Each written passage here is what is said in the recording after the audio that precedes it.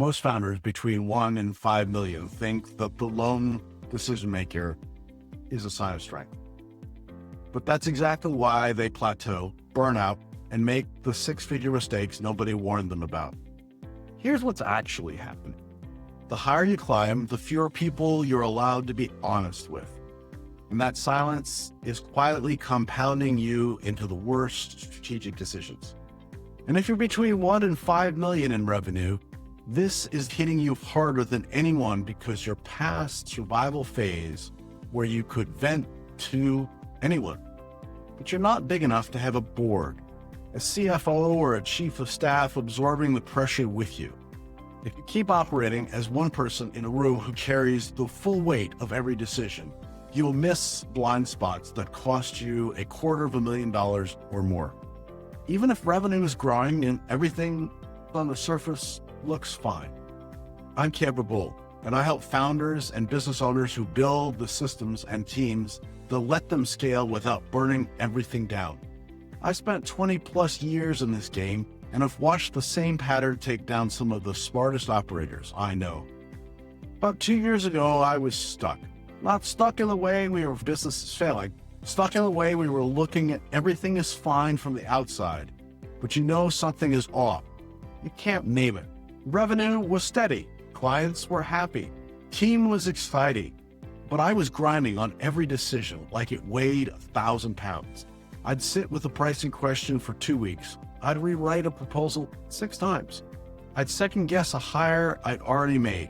And the worst part, couldn't talk to anyone about it. My team needed me to be the rock. My partner at home didn't need more stress. At the dinner table, my friends outside the business, they cared. But when I tried to explain the weight of carrying payroll and a client expectations and growth strategies simultaneously, their eyes would glaze over. They just didn't get it. So I did what most founders do.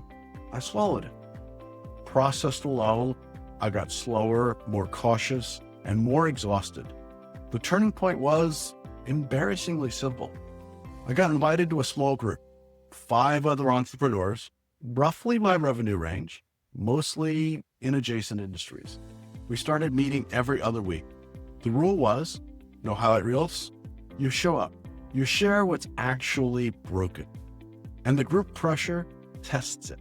First meeting, I laid out a partnership deal I'd been agonizing over for a month.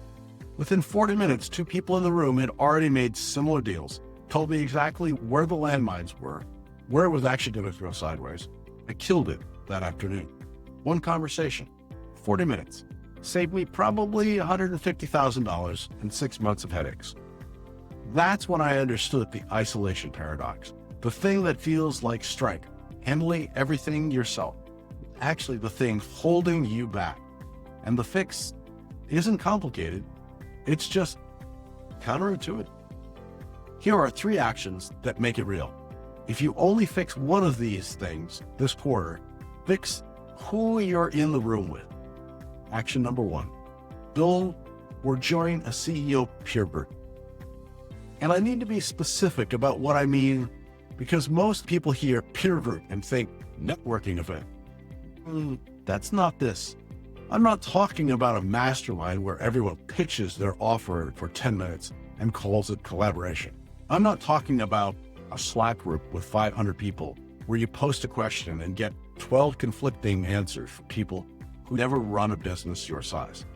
I'm talking about a structured, recurring closed group of 4 to 6 founders. And here are the non-negotiables. Number 1, same revenue. You need people who understand your specific set of problems. Pre-revenue startup founder and a founder doing $3 million have completely different pressure points. Number 2, adjacent industries, not direct competitors. You want people who can share openly with without anyone worrying about the competitors or taking clients or losing competitive intelligence. If you're in the digital marketing, bring a SaaS founder, a course creator, or an agency owner in a different vertical. Enough overlap to be relevant, enough distance to truly be safe. Number 3, schedule like a board meeting, not let's get together sometime.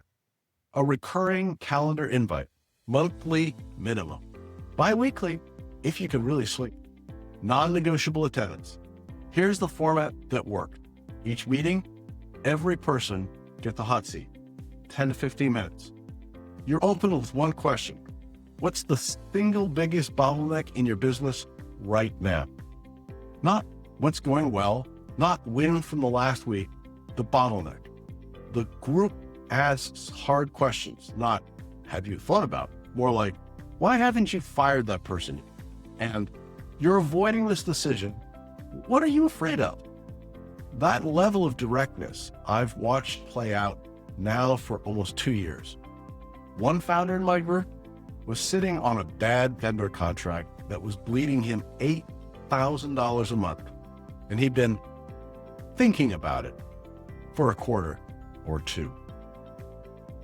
He brought it to the group, and within one meeting, 2 of us had dealt with the same vendor category.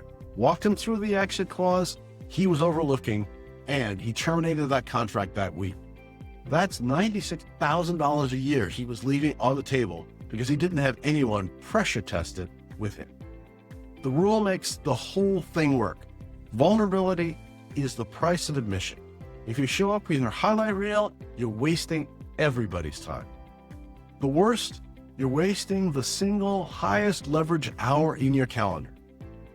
Action number 2 changes everything because it fills the gap between monthly meetings, and it costs you nothing but 30 minutes a week. And here's the setup.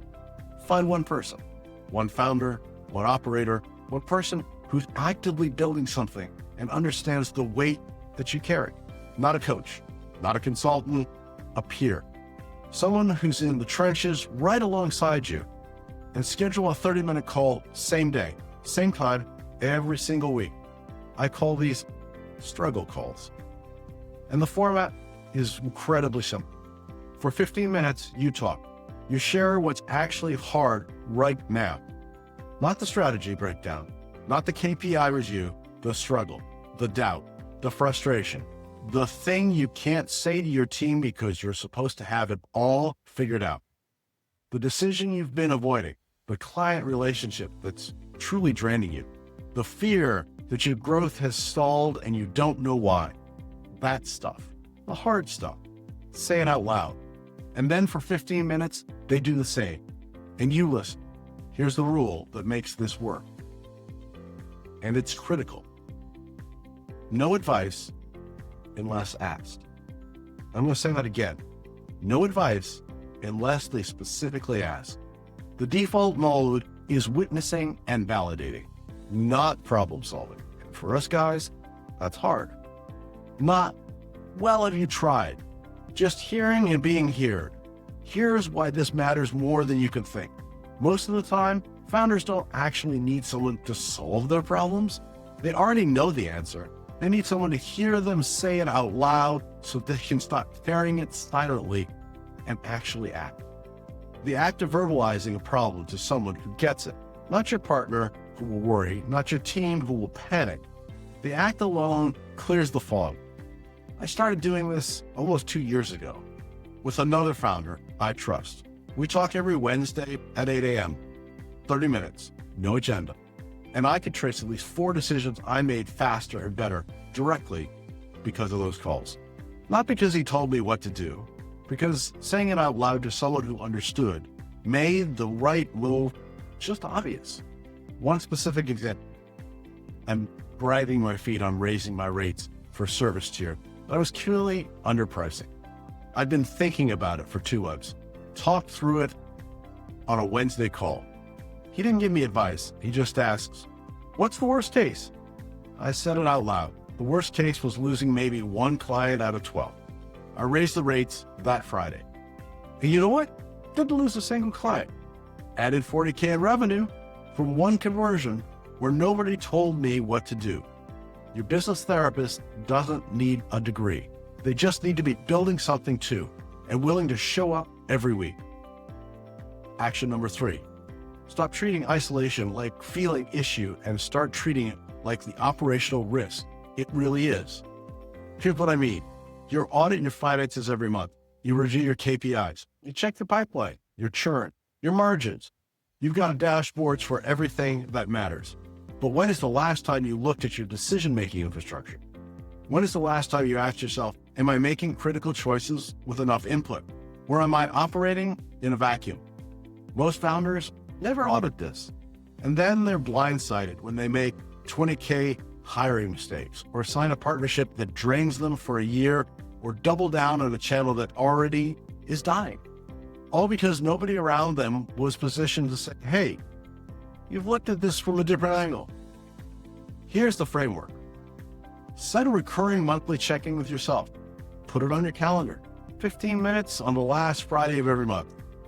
And answer these 3 questions. Honestly. Question 1. In the last 30 days, did I have at least one honest, substantive conversation about my business with someone who actually understands what I'm building? Not a surface level how's business conversation. A real one, where I shared something I was struggling with. Question 2. Is there a decision I'm currently sitting on that I haven't pressure tested with a single outside perspective? A hire, a pricing change, partnership, a product, a bet, a market shift, anything material that I'm processing alone. Question 3. Am I operating from clarity or from pressure? Clarity means I can articulate why I'm making the choices I'm making and feel confident in the direction. Pressure means I'm reactive, I'm rushing, I'm making decisions because I feel like I have to, not because I've thought about them. If question 1 is no, and if you're sitting on undigested decisions, or if you're running on pressure instead of clarity, you have an isolation problem. And it's not an emotional problem. It's not a performance problem. It's showing up on your P&L, whether you see it or not. I had a month about 6 months ago where I answered all 3 of these questions wrong. No real conversations, 2 major decisions, sitting completely untouched, running on pure adrenaline. I caught it because I was doing this audit. Immediately called my peer group for an emergency session and booked 3 struggle calls that week. Within 10 days, both decisions were made. Both were right and went from running at maybe 60% to clarity again and confidence. That audit caught a problem that would have compounded for 3 months. The founders who stale don't do it by being the toughest person in the room. They do it by making sure they never are the only person in the room. Remember, 1, build or join a group of 4 to 6 founders at your level. Treat it like a board meeting. Schedule, structure, bottleneck focus. No highlight reels. 2, find one struggle call partner and talk every single week. 30 minutes. No advice unless you're asked. Honest, out loud conversation. 3, audit your isolation monthly with 3 questions, because the decisions you're making alone are the ones that most likely to cost you. Do that and you'll make better decisions faster. Catch blind spots before they become 6-figure mistakes and actually enjoy building this thing again. Quick check. Do you have a peer group or a struggle call partner right now? Or are you still building completely solo? Drop "I got my people" or "building solo" in the comments. I want to know where you are. And once you've got your people locked in, watch the video on building your operator's playbook next, because of having the right people around you only works if you've got the right system to execute on what you learned together. That's the missing piece most founders skip.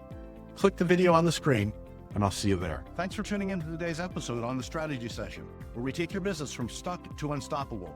Here's another video I think you'd enjoy. If you found these insights valuable, remember to hit the like button, subscribe to our channel, and ring the bell for notifications on our latest videos. Remember, you're not just marketing, you're making history with Venture Gained.